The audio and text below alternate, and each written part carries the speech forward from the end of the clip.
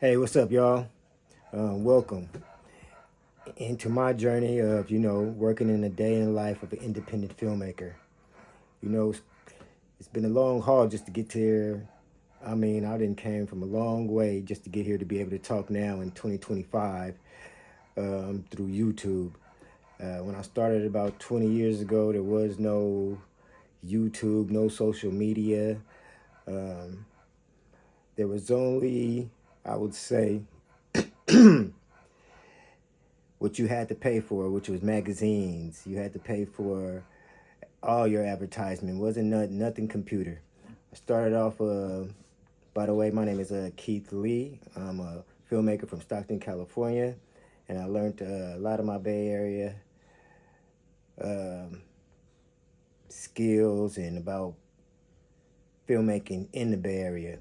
Had a friend out there named Ron Garrett, Regina Garrett, Otis Best. I left Stockton one time and moved out to San Francisco, lived out there. There's a lot of killing that was going on in Stockton at the time.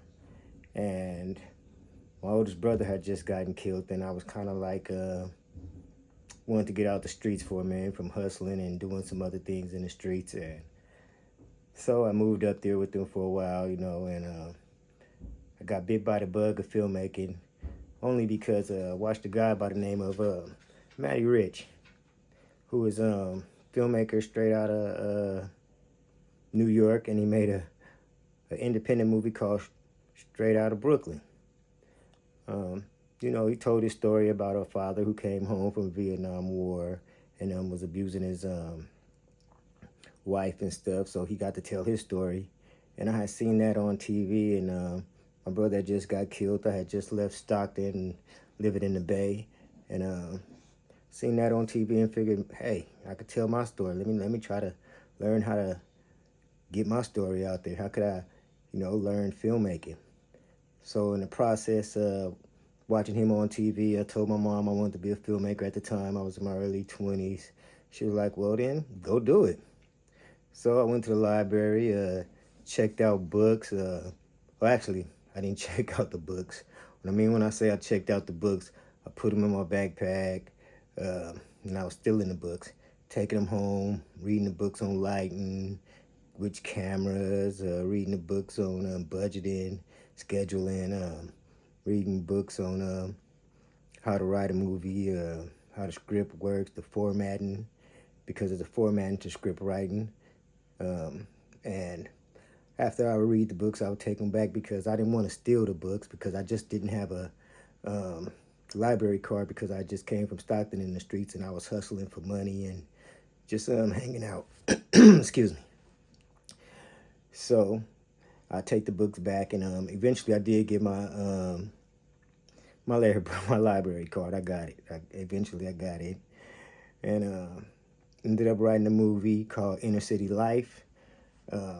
Ran all around Fillmore trying to make that movie, seeing who can invest, because it was the time in Fillmore was so many black people in Fillmore, and I ran into a guy who was working at a African American for blacks Unity Arts place downtown in Fillmore. So I went and met him. He asked me about the script and said he had knew a guy by the name of well, actually he gave me like two names. Armand Garrett, and talked about his sister Regina, and he talked about Otis Best. These were the top three black filmmakers that I knew of after I found out later on in San Francisco who had the connections, and they were trying to do what's right, and they were trying to help black filmmakers in San Francisco because at the time the unions were all hired through LA, so they'd come down, and if you weren't in the union, you wasn't working on no commercials, wasn't working on no big movie sets, minorities wasn't getting no jobs. So they had formed a committee called Brotherhood, and I was in the youngest one in Brotherhood. I think I was maybe 22 at the time, and we were getting, we let people know that was minority about the jobs came through, helping them learn how to do the camera, which Otis Best was working with 16 millimeter and 35 millimeter because back then everything was on film. So I ended up meeting them, jumped jumped into City College in San Francisco, took up all of the film classes, learned how to edit. But we were editing on film, shot Super 8 movies for 2 minutes, learned everything I could about filmmaking, and took up script writing just to make sure that that movie script that I had wrote called Inner City Life, which I learned how to write by taking the books from, the library that was in San Francisco. So I took up the script writing class, and in the script writing class, their requirement was to have 10 pages, and I had like 100 and some pages because I had wrote the movie Inner City Life. So I turned that in to the professor, and he read the whole movie and told me that I had talent, and gave me an A in the class and passed me. And then, he was amazed. So I went out there and I wanted to raise the money, just like I was mentioning earlier about Matty Rich. I still had that in my head. And so I had gave the script to Armand and Regina, the ones I had met through the Black Arts, I think, Foundation or something like that in Fillmore in San Francisco. And they wanted to make the movie and help me. We were trying to raise the funds at the time, but some things didn't go right. We had some different known artists that was going to be in it at the time. We had Spice One and the whole 187 Fact, from G Nut to DFN to Big Frank, and rest in peace to Ron.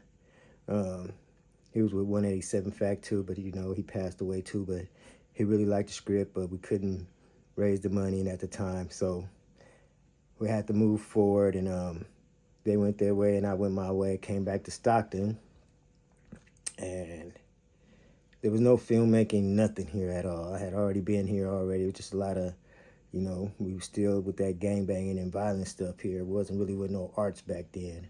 I mean, from the south side, north side, east side, west side, Nightingale, Conway. There was really a lot going on back in the day with the Crips and the Bloods in the 88 and 89. Colors was really real. I mean, Stockton is the first place where, the movie's Colors came out, and they were, there was a homicide there on the first night of the movie Colors there. From a guy from LA that came down here with the blood, and some things happened in an unfortunate situation came out of that, and we got all in the newspaper about it. So it was a different time back then. But I had moved here and moved back home,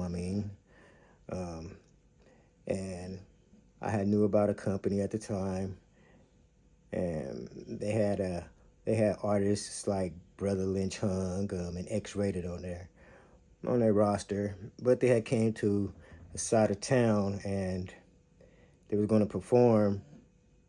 Well, the owner was going to have them perform on the side of town on the east side of Stockton, but me and my homeboy Lil E, we went up there. Lil E could rap super good. He's from Market Block. We both had these dreams of making me in the movies, him rapping. So we go to Strively Park.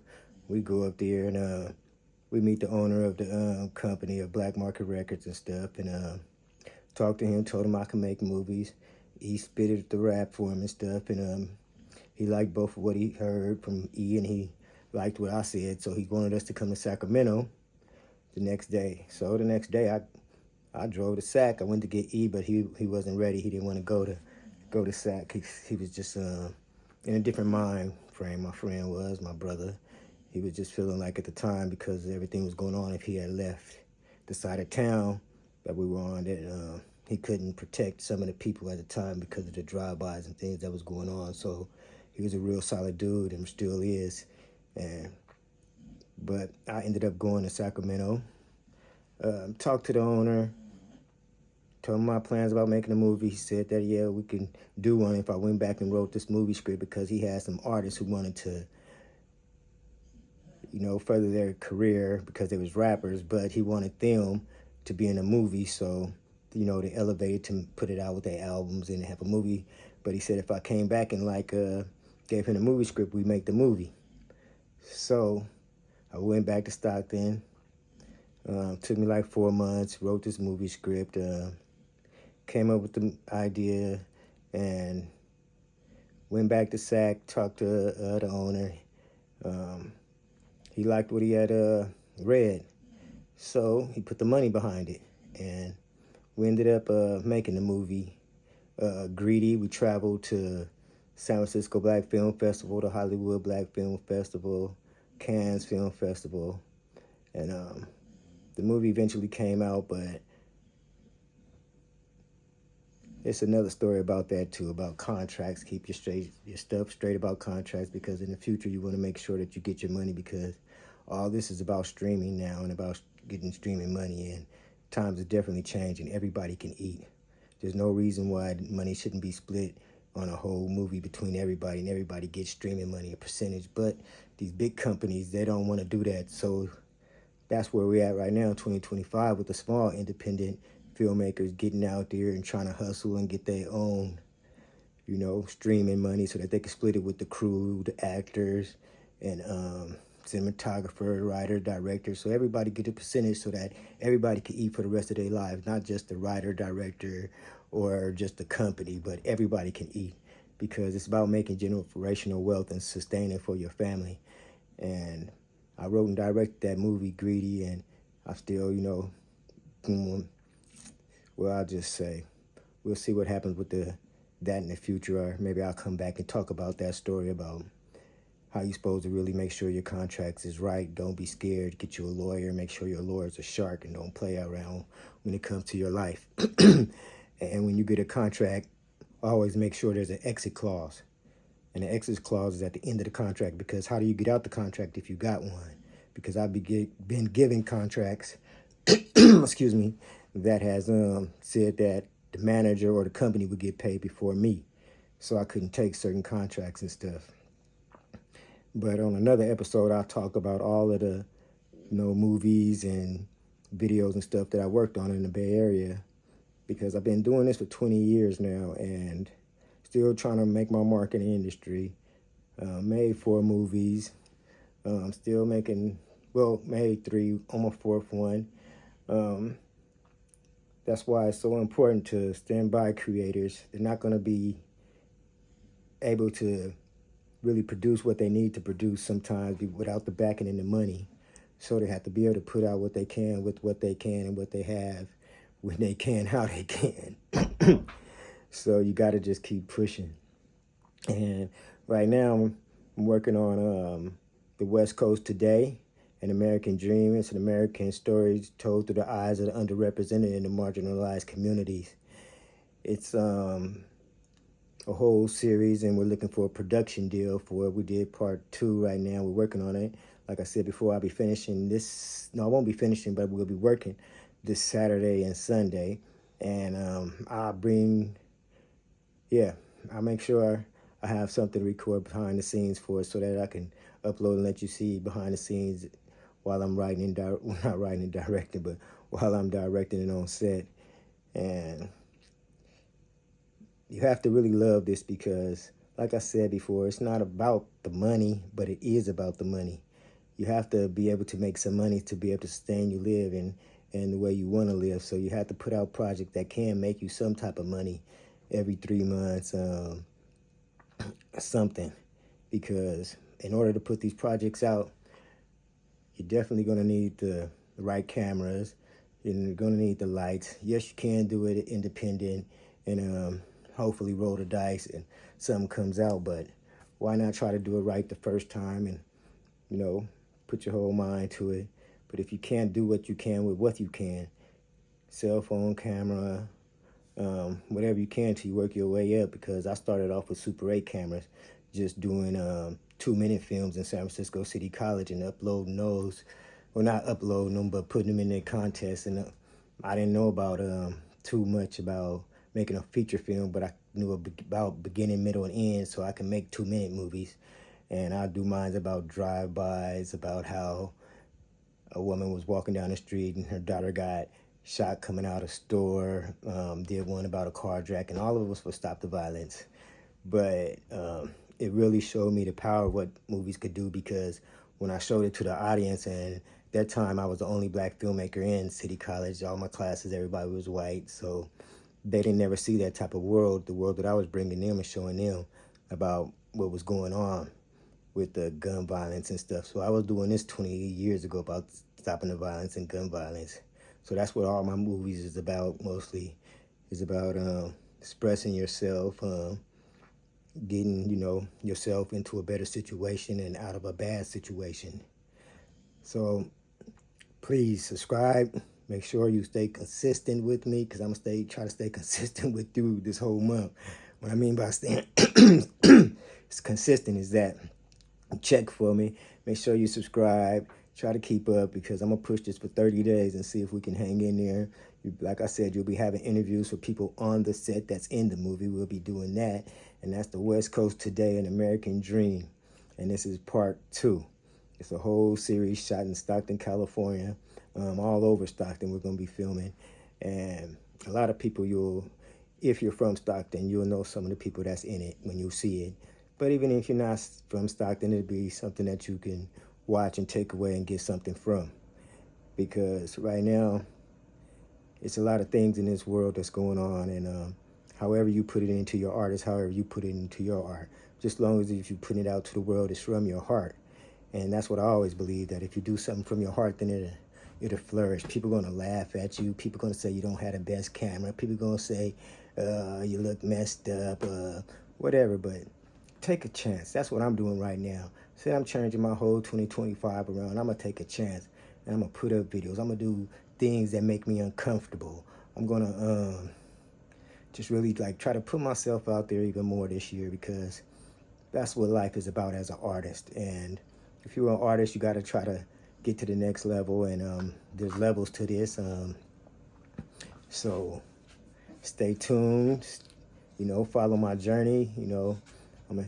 Like I said before, I'm going to be talking about, working as an independent filmmaker. New stuff comes out, breaking news. I'm going to be talking about, I would